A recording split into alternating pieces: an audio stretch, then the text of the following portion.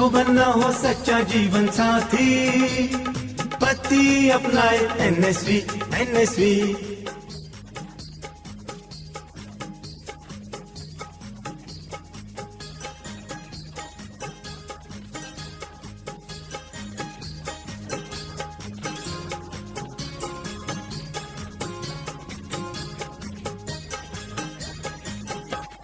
वही है सच्चा जीवन साथी जो पति अपनाए एनएसवी। राष्ट्रीय स्वास्थ्य मिशन, स्वास्थ्य विभाग हरियाणा द्वारा जनहित में जारी।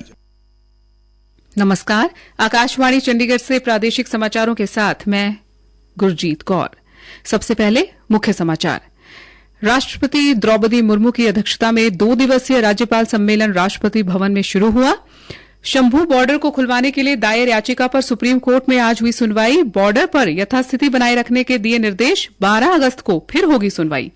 विधानसभा अध्यक्ष ज्ञानचंद गुप्ता ने मुख्य निर्वाचन अधिकारी पंकज अग्रवाल से मुलाकात कर बोगस वोटर्स मामले में विशेष सर्वेक्षण की मांग।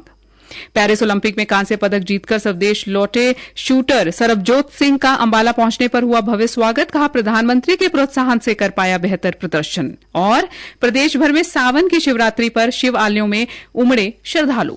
अब समाचार विस्तार से। राष्ट्रपति द्रौपदी मुर्मू की अध्यक्षता में 2 दिवसीय राज्यपाल सम्मेलन राष्ट्रपति भवन में हो रहा है।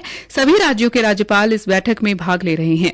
उपराष्ट्रपति जगदीप धनखड़, प्रधानमंत्री नरेंद्र मोदी और गृह मंत्री अमित शाह तथा केंद्रीय मंत्री शिवराज सिंह चौहान, धर्मेंद्र प्रधान, अश्विनी वैष्णव और डॉक्टर मनसुख मांडविया भी इस कार्यक्रम में भाग लेंगे।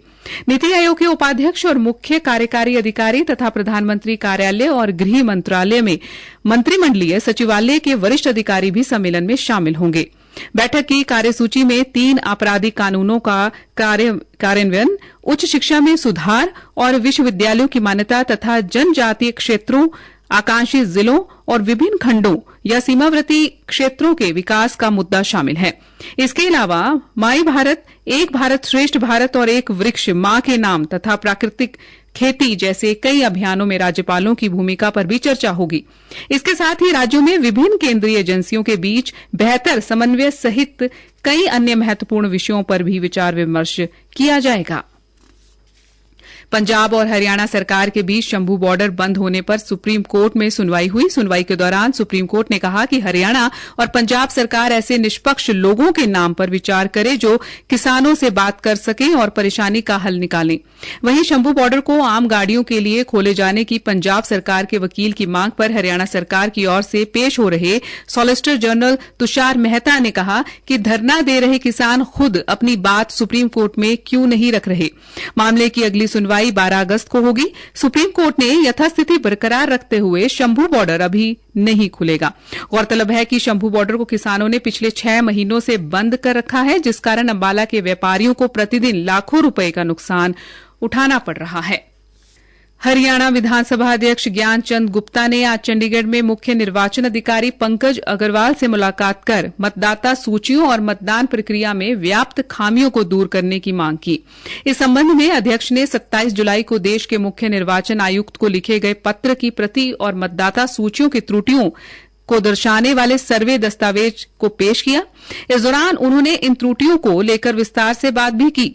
उन्होंने कहा कि मतदाता सूचियों में बड़ी संख्या में मृतकों और निर्वाचन क्षेत्र छोड़कर जा चुके व्यक्तियों के नाम शामिल हैं। कुछ मतदाताओं के वोट एक से अधिक स्थानों पर बने हुए हैं। उन्होंने कहा कि बूथ लेवल अधिकारियों को निर्देश जारी कर मतदाता सूचियों को अपडेट करवाना चाहिए। हरियाणा के मुख्यमंत्री नायब सिंह सैनी ने पंचायतों को 21 लाख रुपए तक के काम अपने सत्र पर करवाने की मंजूरी के साथ साथ अब पंचायतों को और अधिक स्वायत्तता प्रदान करते हुए उन्हें स्टेट फंड से भी 21 लाख रुपए तक के काम करवाने की मंजूरी प्रदान की है। विकास एवं पंचायत विभाग द्वारा इस आशय का परिपत्र जारी किया गया है, जिसके तहत पंचायती राज संस्थानों को विकास कार्यों के निष्पादन के लिए दिशा निर्देश दिए गए हैं। इस निर्णय से स्थानीय सरकारों को और मजबूती मिलेगी, साथ ही गांवों में विकास कार्य भी तेजी से हो सकेंगे। प्रवक्ता ने बताया कि सरकार ने पहले ही पंचायतों को उनके पास उपलब्ध कुल ग्राम निधि या समिति निधि या जिला परिषद निधि में से बिना टेंडर प्रक्रिया के 21 लाख रुपए तक की अनुमानित लागत के विकास कार्य करवाने की अनुमति दे रखी है। अब स्टेट फंड से भी अतिरिक्त कार्य करवाने के निर्णय से विकास कार्यों के लिए धन की कोई कमी नहीं रहेगी। प्रादेशिक समाचार आकाशवाणी चंडीगढ़ से प्रसारित किए जा रहे हैं। हमारे राष्ट्रीय बुलेटिनों और ताजा समाचारों के लिए आप हमारी वेबसाइट newsonair.in पर लॉग इन कर सकते हैं। पेरिस ओलंपिक 10 मीटर शूटिंग में कांस्य पदक जीतने के बाद आज सरबजोत सिंह अंबाला स्थित अपने पैतृक गांव धीन में पहुंचने पर ढोल नगाड़ों के साथ भव्य स्वागत किया गया। सरबजोत ने कहा कि उन्हें कांस्य पदक जीतने पर काफी खुशी है, लेकिन अगले ओलंपिक में वे पदक का रंग बदलने का पूरा प्रयास करेंगे। उन्होंने अपनी जीत का श्रेय अपने माता पिता व अपने कोच को देते हुए कहा कि मुझे इस बार ओलंपिक में बेहद काफी कुछ सीखने को मिला है। सरबजोत ने बताया कि प्रधानमंत्री नरेंद्र मोदी के प्रोत्साहन से उन्हें अच्छा प्रदर्शन करने में भी मदद मिली है। प्रदेश भर में आज विभिन्न मंदिरों में कांवड़ियों ने हरिद्वार से कांवड़ लाकर जल अभिषेक किया। कैथल स्थित मां भारत कालीन प्राचीन 11 रुद्री मंदिर में जल अभिषेक हुआ। सुबह से ही श्रद्धालु गंगा जल से भगवान शिव का अभिषेक करने के लिए लाइनों में लगे हैं। हिसार में भी शिवरात्रि का पर्व आज धूमधाम से मनाया जा रहा है। शिव मंदिरों में भक्तों की भीड़ देखने को मिली। हरिद्वार से कांवड़ लेकर हिसार पहुंचे कांवड़ियों ने बताया कि मन की इच्छा पूर्ण होने पर कांवड़ लेकर वे आए हैं।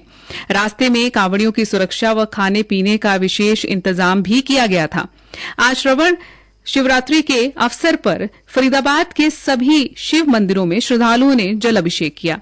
बल्लभगढ़ में कैबिनेट मंत्री पंडित मूलचंद शर्मा ने सेक्टर 62 स्थित मंदिर पहुंचकर स्थानीय निवासियों को बधाई दी और कांवड़ लेकर आए सभी भक्तजनों को शुभकामनाएं भी दी।